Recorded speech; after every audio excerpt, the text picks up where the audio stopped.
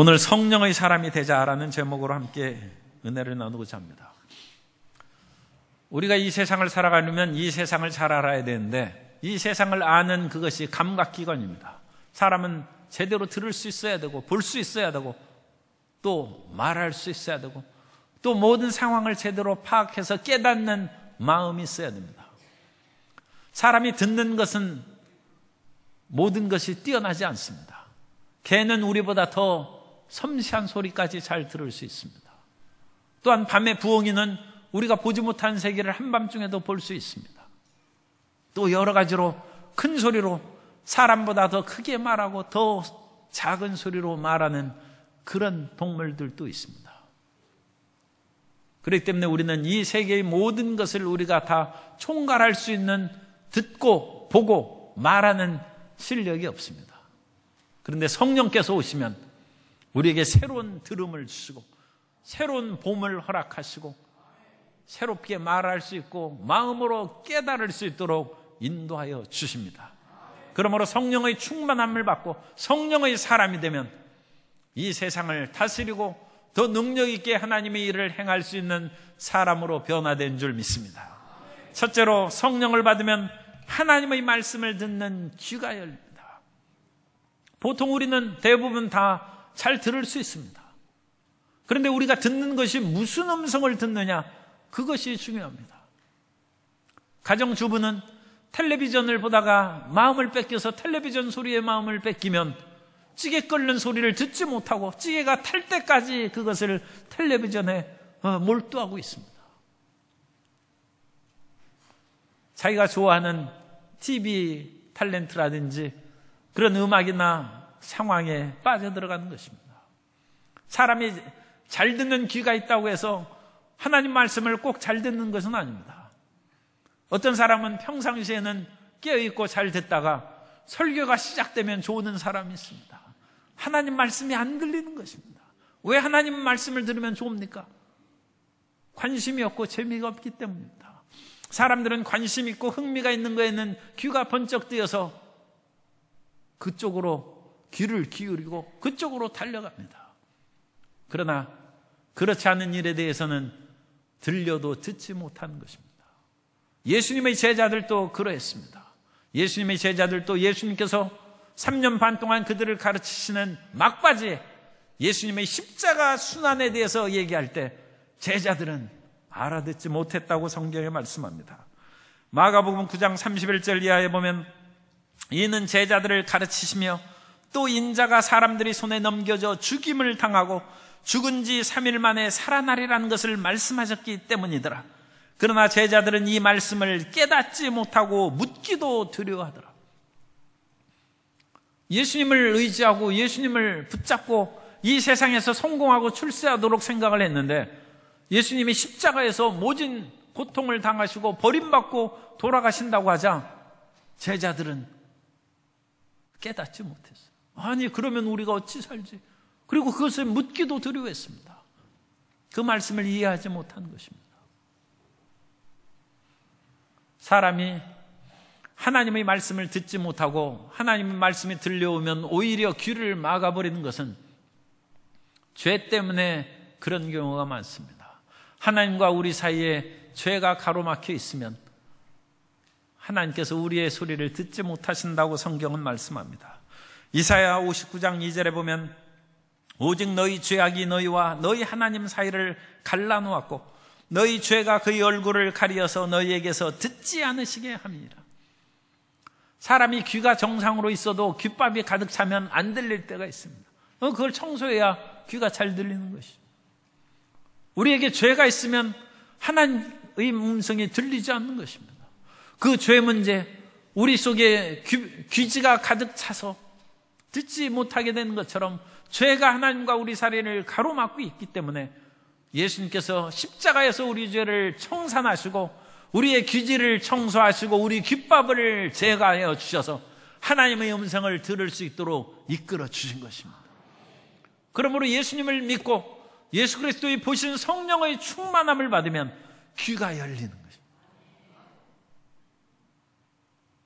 마가 다락방에 예수님의 제자 120명이 모여서 열흘 동안 열심히 기도했을 때 그들에게 성령의 새로운 은혜가 임하여 귀가 열렸습니다. 2절에 보면 호련히 하늘로부터 급하고 강한 바람 같은 소리가 있어 그들 앉은 온 집에 가득했다는 거예요.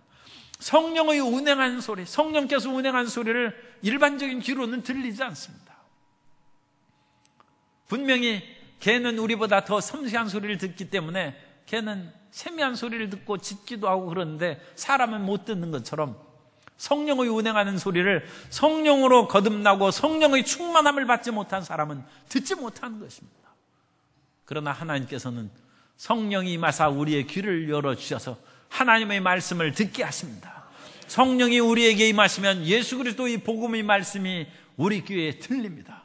성령께서 귀를 열어주시지 않으면 아무리 예수님 믿고 구원받고 그리스도 예수의 은혜를 받아서 치료함을 받고 그리스도께서 우리를 저주해서 속량하셨다는 말을 외쳐도 들리지 않습니다. 복음의 말씀이 우리 마음 가운데 들리지 않고 깨달아지지 않는 것입니다. 누구든지 예수 그리스도를 믿으면 구원함을 받고 천국 백성이 되는 줄 믿습니다.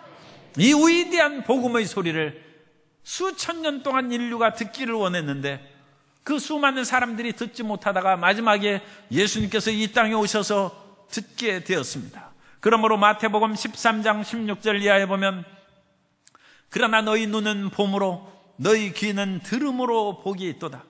내가 진실로 너희에게 이르노니 많은 선지자와 의인이 너희가 보는 것을 보고자 하여도 보지 못하였고 너희가 듣는 것을 듣고자 하여도 듣지 못하였느니라. 오늘날 우리는 누구든지 TV를 켜면 복음방송이 나오고 라디오에도 예수 그리스도를 증거하는 방송이 있고 어디를 가든지 예수님 믿으라는 그런 복음의 소리를 듣습니다.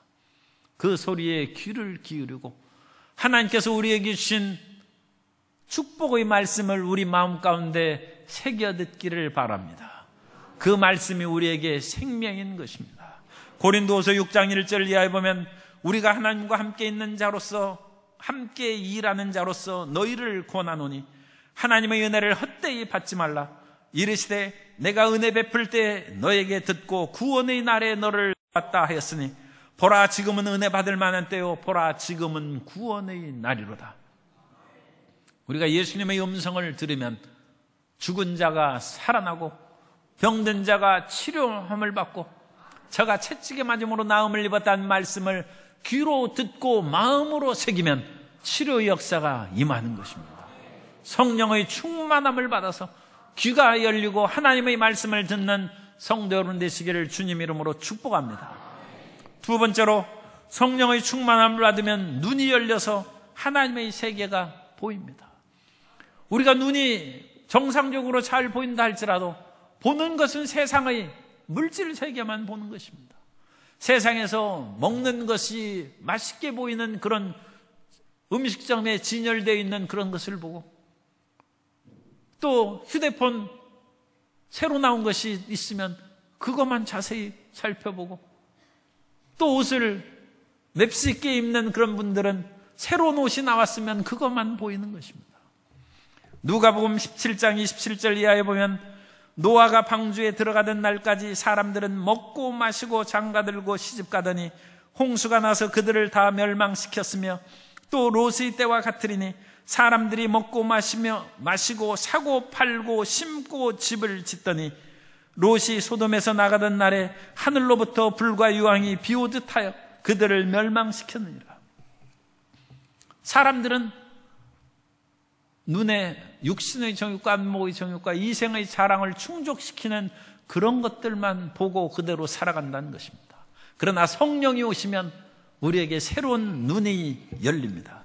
그래서 3절에 보면 마치 불의 혀처럼 보여 갈라지는 것들이 그들에게 보여 각 사람 위에 하나씩 임하였더니 120명이 열심히 기도할 때 그 사람들에게 하나님께서 눈을 열어주셨어요. 성령의 불덩어리가 각 사람의 머리 위에 임한 것을 본 것입니다.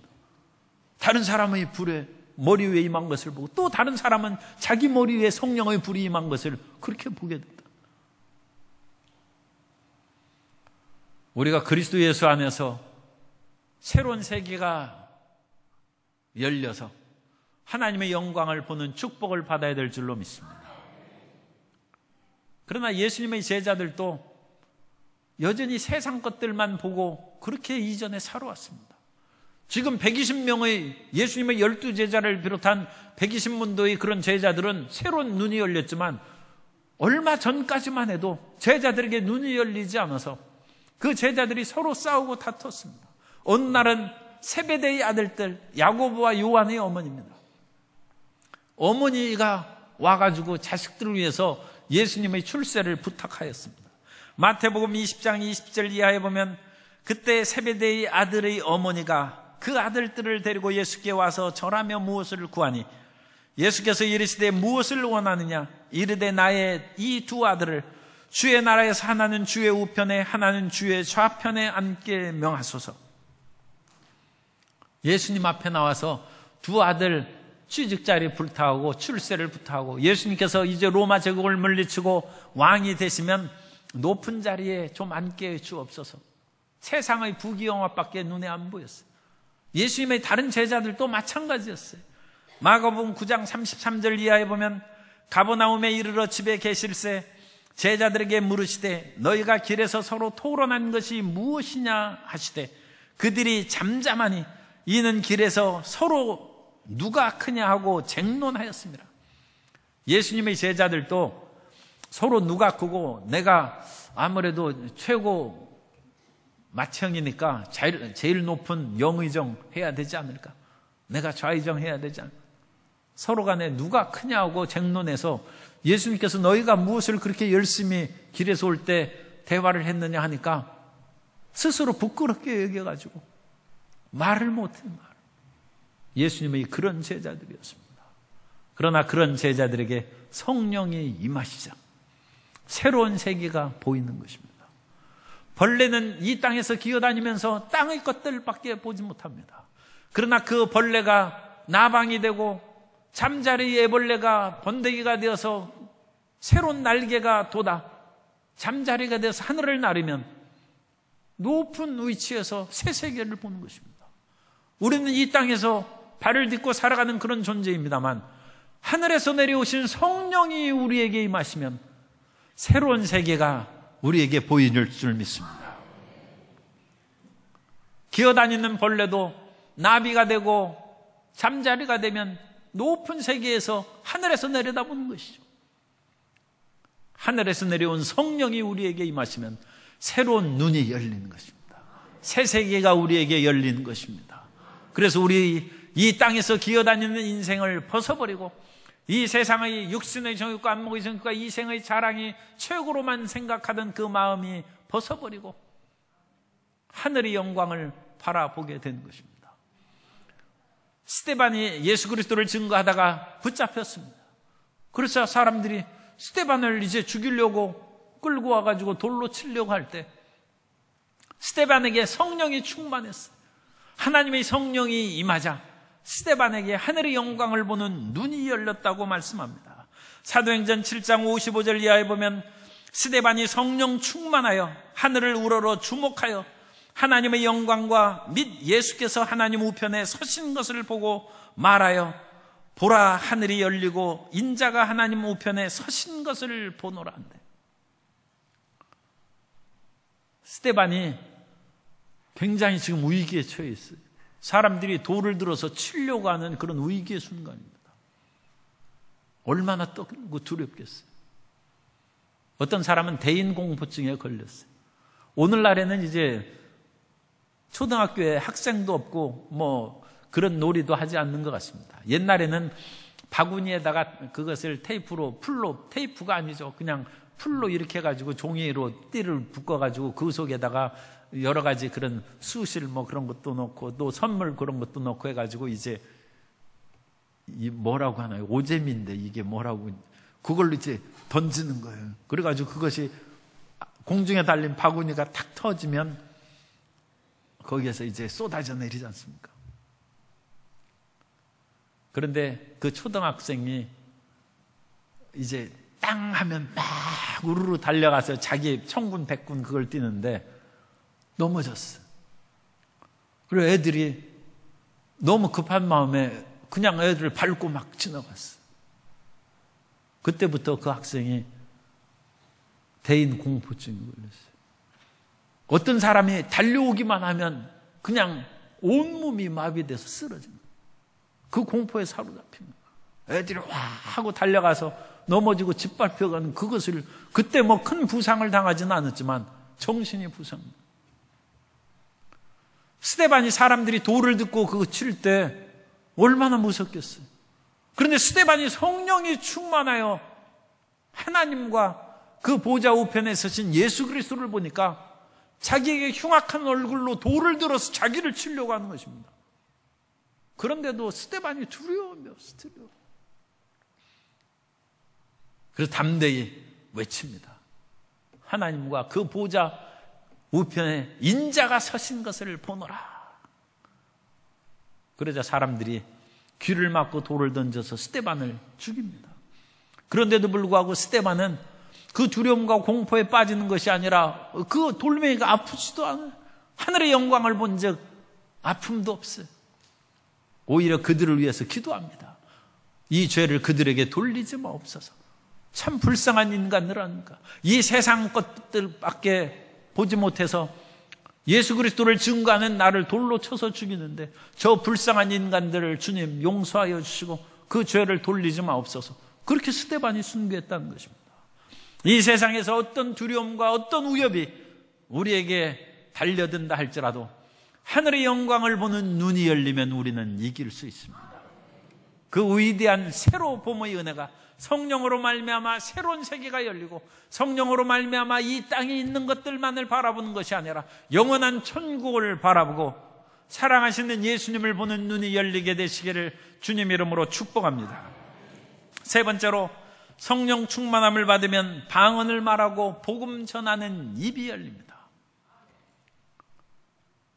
사람들은 보통은 다 말을 할 줄 압니다. 입으로 이제 일반적으로는 얘기를 말을 하죠.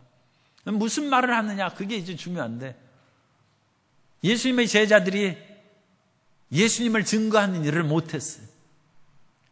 그런데 오순절 성령의 충만함을 받자 4절에 보면 그들이 다 성령의 충만함을 받고 성령이 말하게 하심을 따라 다른 언어들로 말하기를 시작하니라. 다른 언어들이라는 것은 방언입니다.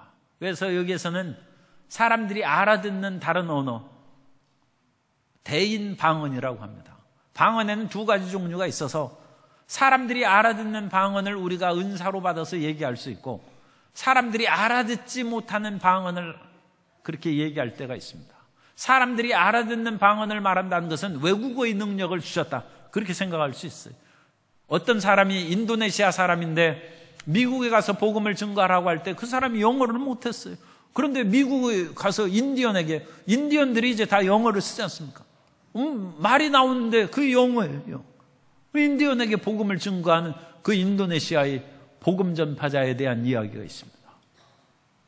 백이신문도에게 입이 열려서 막 얘기하는데 여기에서 흩어져 온 유대인들이 로마에도 살고 그리스에도 살고 아라비아에서 살고 이집트에서 살고 아르메니아에 살고 수많은 나라 지역에서 각기 다른 언어권에서 살던 사람이 모였는데 그 사람들이 각기 자기 지방에 자기가 살던 그 언어로 예수님의 제자들이 뛰어나와서 얘기하는 것을 두고 희한한 일이다. 대인방, 방언이 열리는 거예요. 그리고 고린도전서에 나오는 그런 방언은 하나님께서만 알아듣는 그런 대신 방언이 있습니다. 어쨌든 우리 모든 성도님들은 방언의 은사를 받으시기를 바랍니다.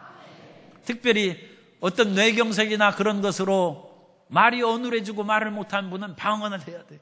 그래가지고 방언을 해서 입이 열리고 30분 1시간 방언 기도를 하면 우리말도 유창하게 열리게 될 줄로 믿습니다. 그것이 뚫리는 것이, 혈관이 뚫리고 막힌 것이 뚫려서 말을 하는 것입니다. 그래서 하나님께서는 성령의 충만함을 주셔서 우리에게 방언을 주실 뿐만 아니라 성령의 충만함을 주시면 예수 그리스도의 복음을 우리가 말하게 됩니다. 어떤 사람은 입을 열면 온갖 세상의 정치, 경제, 사회, 문화 얘기를 잘하는데 예수님은 말 못해. 전도는 뭘 못해. 그 사람이 말은 굉장히 유창하는데 기도는 못해. 대표기도 시키면 말을 못해. 베드로도 한때 그랬습니다. 베드로가 예수님이 십자가의 순환을 당할 때 예수님을 따라갔어요. 그런데 베드로가 예수님이 고난당할 때 한마디 말도 못했습니다. 마태복음 26장 67절 이하에 보면 이에 예수의 얼굴에 침 뱉으며 주먹으로 치고 어떤 사람은 손바닥으로 때리며 이르되 그리스도야 우리에게 선지자 노릇을 하라. 너를 친 자가 누구냐 하더라. 베드로가 바깥뜰에 앉았더니 한 여종이 나와 이르되 너도 갈릴리 사람 예수와 함께 있었도다 하더라. 스승인 예수님께서 얼마나 모욕을 받으셨는지 얼굴에 침을 뱉고 주먹으로 치고 손바닥으로 때림을. 베드로는 성격이 급하고 열혈 남자죠. 그런 거 보면 그냥 앉아 있으면 되겠습니까? 뛰쳐나가서 차라리 나를 때리고 예수님 대신에 나를 죽여라. 그것이 올바른 제자답죠. 그런데 베드로는 그냥 바깥들에 앉아 있어요. 한마디 말도 못하고. 오히려 나온 말이라는 것은 그 여종이 당신도 예수님과 한편이냐 그러자 예수님 난 모른다고 했어요. 예수님을 모른다고 하기까지가 3번이나 부인하고 저주하며 맹세까지 하면서 모른다고 했어요. 사람이 말할 수 있다고 해서 올바른 말을 하는 것이 아닙니다. 성령의 기름 부음과 성령의 충만한 능력이 임하지 않으면 헛말을 하고 해서는 안 될 말을 오히려 하는 것입니다. 그런데 오늘 본문에 보면 14절에 베드로가 11사도와 함께 서서 소리를 높여 이르되 유대인들과 예루살렘에 사는 모든 사람들아 이 일을 너희로 알게 할 것이니 내 말에 귀를 기울이라. 이때는 베드로가 예수님 붙잡혀 가시던 그때보다 더 험악한 상황이에요.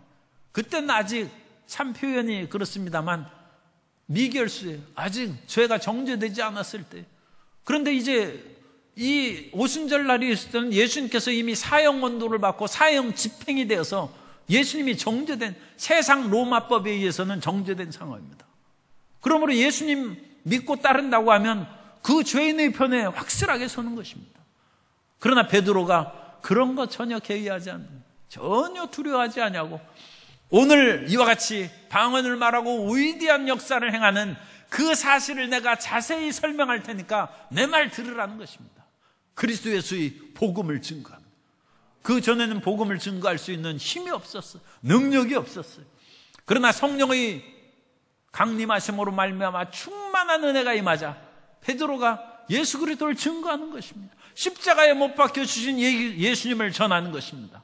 그 예수님께서 십자가에 못 박혀 피를 흘리심으로 우리 죄를 사하시고 그 모든 죄를 사하신 증거로 부활하시고 부활하신 후에 승천하셔서 하나님 보좌 우편에 계셔서 약속하신 성령을 아버지께 받아서 우리에게 보내주셨다는 것입니다. 그러므로 성령을 받으라는 것입니다. 입이 열리는 거예요.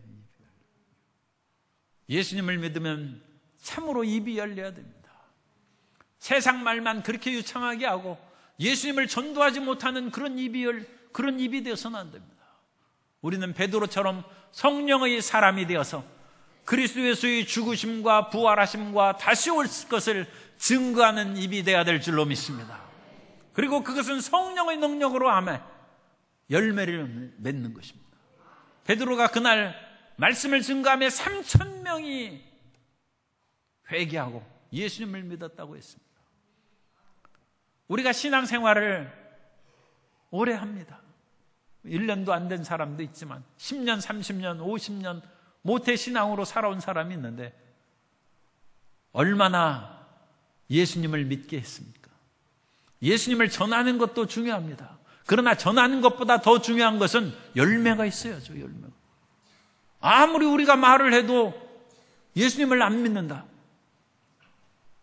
성령의 능력으로 전도하지 않았기 때문입니다. 사람들은 사람의 말을 듣지 않습니다. 사람이 사람의 말을 듣는다면 아버지가 자식에게 너는 전공 이걸 해서 의대 가라, 넌 전공해서 법대 가라 하면 가야죠. 그런데 자녀는 나는 의대는 죽어도 못 갑니다. 그래서 나는 시를 쓰는 국문과 하겠습니다. 나는 법대는 가기 싫습니다. 나는 음악하렵니다. 그래서 음악하는 거예요. 사람은 사람을 굴복시키지 못합니다. 우리가 우리말로 예수님 믿으라고 해서 누가 믿겠습니까? 성령의 능력으로 전해야 될 줄로 믿습니다. 성령께서 사람의 마음을 변화시키는 것입니다. 베드로가 이전에는 입이 막힌 사람이었어요. 입에서 나온 입이라는 것은 겨우 예수님 모른다는 그와 같은 부끄러운 입이었습니다. 그러나 성령이 임하시자 베드로는 예수 그리스도를 증거하고, 베드로가 예수님을 증거할 때 3,000명이 돌이켜 회개하고, 그 다음에는 5,000명이 예수님을 믿는 위대한 역사가 나타난 것입니다. 이와 같은 능력의 입이 되고 복음을 증거하는 하나님의 자녀가 되시기를 주님 이름으로 축복합니다. 네 번째로, 우리가 성령의 충만함을 받으면 마음의 구원의 기쁨과 감사가 넘쳐나게 됩니다. 사람들은 은연중에 세상을 두려워하고 마음에 불안한 마음이 있습니다. 우리가 왕자로 태어난 것도 아니고 공주로 태어난 것도 아니고 무슨 재벌로 많은 물질을 가진 것도 아니고, 그러니까 여러 가지로 위협당하는 것입니다. 우리 삶에 불안한 것이 항상 있기 마련입니다. 베드로는 갈릴리 출신이기 때문에 예수님의 제자들은 대부분 갈릴리 출신이에요. 그러니까 별로 환영받지 못하는 동네. 예수님께서 나사렛에서 갈릴리의 한 도시입니다. 거기에서 출신이라는 것을 얘기하자 나다나엘이 얘기합니다. 그 사람은 예루살렘 사울이에요. 서울 사람이에요. 그래가지고 갈릴리에 나사렛에 무슨 선한 것이 나겠느냐, 그런 식으로 우습게 여겼어요. 그 당시 이미 갈릴리 방언과 예루살렘 방언이 틀렸습니다. 그래서 갈릴리 방언으로 사투리로 얘기한 베드로를 보고 내 말이 너도 예수와 한패인 것을 나타낸다고 했어요. 말씀 들어보니까 너 여기 그 예루살렘 사람 아니지 않느냐. 사람은 불안하고 초조하고 두려운 존재입니다. 우리의 삶의 여러 가지 여건이 우리를 얽매고 우리를 고통스럽게 합니다. 그러나 성령이 임하시면 마음의 그런 두려움이 사라집니다. 성령이 임하시면 우리에게 배짱이 생겨요. 우리에게 배심이 생겨요. 성령은 우리 뱃속에서부터 생수의 강이 흘러나오게 하는 것입니다. 두려움이 사라집니다. 이 베드로가 오늘 말씀해 보면 모든 사람 앞에서 유대인들과 예루살렘에 사는 모든 사람들아, 이 일을 너희로 알게 할 것이니, 그렇게 해서 얘기하는 것입니다. 세상을 이길 수 있는 힘은 남다른 담대함과 용기입니다. 이 세상은 대부분 비슷비슷해요. 모든 사람이 특별하게 머리 좋다고 해서 특출한 사람은 그건 한두 사람이에요. 대부분 비슷한 것이고, 사람이 여건을 학연이나 지연이나 그런 거 가졌다고 해도 그거 그렇게 크지 않습니다. 비슷한 것입니다. 그런 속에서 뚫고 올라갈 수 있는 힘은 사람의 담대함과 용기입니다. 그러면 내게 용기가 없는데 어떡하겠어요?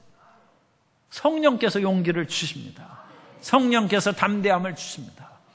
예수님을 온전히 사랑하는 마음을 성령께서 부어주십니다.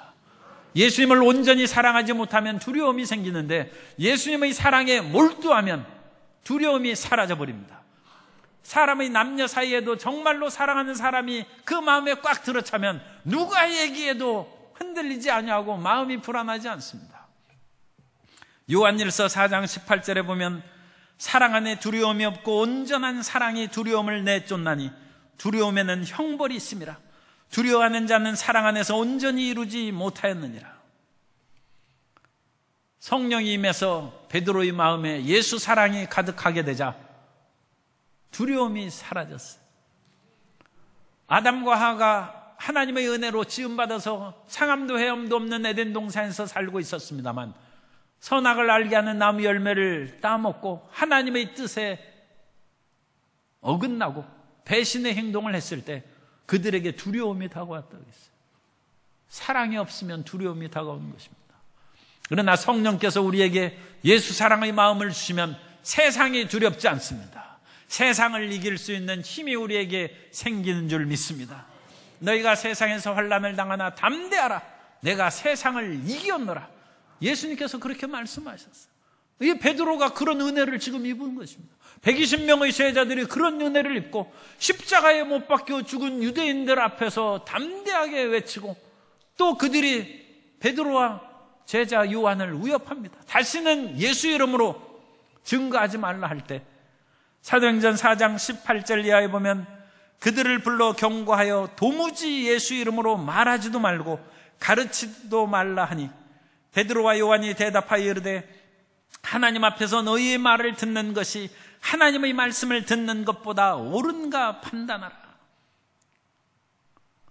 위협하는 세상의 권력자의 말, 유대교의 권력자의 말에 베드로와 요한이 귀를 기울이지 않아요. 그리고 정말로 그냥 예수님을 믿기 때문에 할 수 없이 하는 것이 아니라 속에서 배짱에서 그런 말이 들리지 않아요. 마음에 부담이나 위협으로 다가오지 않아요. 떨쳐버리는 거예요. 그 말씀이 튕겨나가는 거예요. 튕겨나가는 거예요. 성령의 충만함을 받으면 세상을 이길 수 있는 담대함이 우리에게 임하는 것입니다. 시데반이 순교한 이후에 예수님의 제자들이 많이 흩어졌습니다. 예루살렘 교회가 어려움을 당하여 흩어졌는데, 그 가운데 빌립이 사마리아에 가서 복음을 증거했습니다. 예루살렘 성에는 눈물과 비탄이 가득했는데 눈물을 흘리면서 자기 친구가 그와 같이 순교를 당했으니까 얼마나 충격을 받았겠습니까? 그러나 빌립이 사마리아 가서 그리스도 예수의 복음을 증거하며 사마리아 사람들에게 은혜가 임했어요. 병든 자가 치료함 받고 중풍병자가 일어나고 귀신들이 소리를 내며 나가고, 사마리아에 하나님의 은혜가 임하니 그 성에 기쁨이 충만했다고 했습니다. 눈물을 흘리면서 씨를 뿌린 빌립에게 큰 기쁨으로 하나님께서는 채워주신 것입니다. 성령이 임하시면 그러한 위대한 변화의 역사가 임하는 것입니다. 성령의 충만을 받으면 우리의 슬픔과 비탄이 변하여 기쁨과 감격의 마음으로 채워질 줄로 믿습니다. 낙심과 절망의 마음이 예수 그리스도의 성령이 임하시면 내일에 대한 희망과 기대로 채워주신 것입니다. 하나님은 위대한 영입니다. 하나님의 위대한 성령께서 에스골이 해골골짜기에서 모든 뼈들이 죽고 말랐는데 절망입니다. 그러나 하나님께서 성령의 능력으로 그 바람이 불어와서 그 에스겔에게 대언하라, 모든 뼈들아 살아라. 그러자 뼈들이 톱니가 서로 맞춰지듯이 어긋난 뼈들이 뼈가 맞춰지고 관절이 맞춰지고 거기에 힘줄이 생기고 피부가 생기고 살이 생겨서 성령의 바람이 불어오매 이스라엘이 큰 군대가 되었다고 했습니다. 성령의 바람이 불어오고 성령의 충만을 받으면 우리의 죽을 몸도 살아갈 것이요, 비탄과 해골골짜기와 같은 그런 삶의 여건도 다시 살아 움직이는 꽃동산으로 변화될 줄로 믿습니다. 성령은 우리의 절망을 위대한 희망으로 바꿔주시고 지금 낙심된 마음에 내일에 대한 찬란한 기대로 채워주시는 것입니다. 예수 그리스도의 성령으로 충만함을 받아서 예수 사랑의 마음이 충만하게 되시기를 주님 이름으로 축원합니다. 성령의 충만함을 받아서 세상을 두려워하지 아니하고 두려움이 사라지고 불안과 초조가 사라지고 담대함이 가득하게 임하게 되시기를 바랍니다. 불안과 절망이 사라지고 내일에 대한 기대와 희망이 충만히 임하게 되시기를 바랍니다. 성령께서는 우리에게 새로운 세계를 열어주십니다. 그래서 이전에는 세상 말만 들었는데 이제 하나님의 말씀이 우리에게 기쁨이 되는 거예요. 우리 귀가 열려지면 하나님 말씀이 들려오는 것입니다. 이전엔 세상 것들밖에 안 보였어요. 세상의 부귀영화밖에 안 보였어요. 그러나 성령이 임하시면 하늘의 영광이 보이기 시작합니다. 하늘의 보좌가 보이기 시작하고 이 세상보다 훨씬 더 크고 위대한 영원한 세계가 있다는 것이 믿어지는 것입니다. 성령이 우리에게 임하시면 우리의 입술이 열려서 방언을 말하게 되고, 이전엔 세상 말만 했는데 세상에서 우리의 정치, 경제, 잘난 그 모든 말을 했는데 이제는 예수 그리스도의 복음을 전하게 되고 그리스도 예수의 말씀을 증거하게 되어서 새로운 입이 열리는 것입니다. 성령의 충만을 받으면 우리 마음이 근본적으로 변화되어서 세상을 사랑하고 나를 사랑하는 마음이 하나님을 사랑하고 예수님을 사랑하는 마음으로 바뀌게 된 줄 믿습니다. 사랑은 충만해지고 마음의 불안과 초조가 사라지고 두려움이 사라져서 죽은 자를 살리시고 없는 것을 있는 것 같이 부르시는 하나님으로 힘차게 살아가게 될 줄로 믿습니다. 절망이 변하여 소망이 되는 모든 성도님들 되시기를 주님 이름으로 축복합니다.